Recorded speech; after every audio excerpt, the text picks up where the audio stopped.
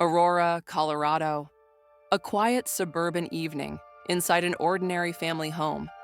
But from the bathroom of that house came screams that would shock an entire nation. An 18-year-old young woman had just stabbed her own mother dozens of times, leaving investigators, neighbors, and the public asking the same haunting question: why? How could the bond between a mother and her daughter collapse into such unimaginable violence? Was Isabella Guzman a heartless killer, or a deeply troubled young woman suffering from severe mental illness? Tonight, we open the crime file of Isabella Guzman. We will follow her childhood, her family tensions, the chilling night of the murder, the courtroom battle over her sanity, and the questions that still linger today. Isabella Guzman was born in 1995 in Colorado. From the beginning, her home life was marked by conflict. Her parents separated when she was still a child, leaving Isabella to be raised mostly by her mother, Yunmi Hoy. Instead of creating a close mother-daughter bond, this arrangement only intensified their clashes over time. Teachers and neighbors later recalled Isabella as a withdrawn, difficult child, sometimes prone to anger and unpredictable behavior. The tension in the household seemed to feed her instability. As Isabella entered her teenage years, the relationship with her mother deteriorated further. Arguments were frequent, sometimes loud enough for neighbors to hear. While Isabella maintained a somewhat closer connection with her father, he no longer lived in the same home, limiting his influence. Yunmi struggled to control her daughter's behavior, and Isabella increasingly rejected authority. What might have seemed like typical teenage rebellion slowly escalated into something darker. On the day before the tragedy, Isabella sent her mother chilling messages.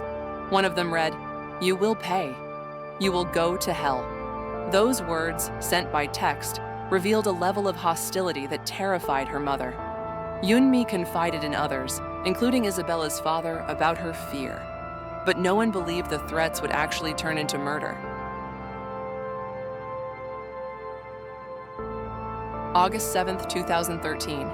Inside the family home, Isabella's stepfather, Ryan Hoy, was in the living room while Yunmi went into the bathroom.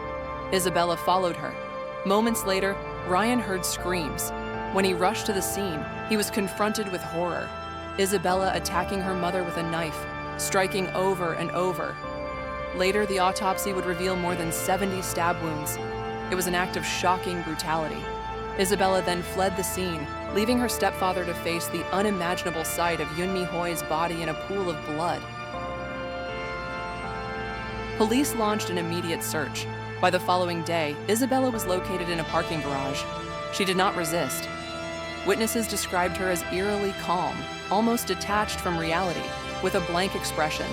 To detectives, it was unclear whether she fully understood what she had done.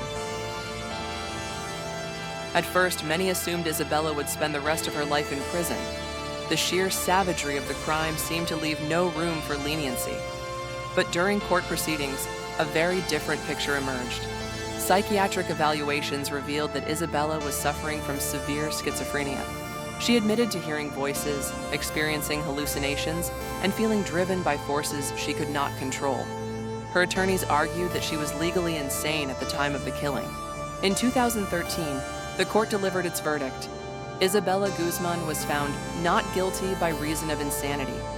Instead of prison, she was committed to the Colorado Mental Health Institute at Pueblo, where she would undergo long-term psychiatric treatment. The ruling sparked a firestorm of debate. To some, it was unthinkable that someone could commit such a gruesome crime and avoid prison. Headlines labeled her a cold-blooded killer. Her mugshot and courtroom images, pale skin, blank eyes, emotionless demeanor, spread across television and social media. But to others, this was a clear case of untreated mental illness spiraling out of control. They argued that Isabella was not simply a murderer, but a patient, someone whose illness, if left untreated, made her dangerous to herself and others. Years passed. In 2020, Isabella resurfaced in the news when she petitioned for release from the psychiatric hospital. Appearing in interviews, she looked different, smiling, calmer, speaking about her treatment. She claimed she had improved with medication, that she understood her condition, and that she was no longer a threat. Yet her request reignited public debate. Could someone who committed such a violent act ever be truly safe to re-enter society? Was this rehabilitation or a ticking time bomb waiting to repeat history? And so, the story of Isabella Guzman continues to haunt and divide public opinion. Was she a ruthless murderer who found refuge behind a diagnosis, or a young woman lost in the grip of a devastating mental illness? Can the voices in her head explain away the 70 stab wounds inflicted on her mother?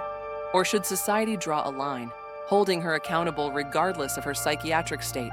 The tragedy forces us to confront uncomfortable questions. How do we treat severe mental illness before it erupts into violence? Can justice and compassion coexist when a crime is this horrific?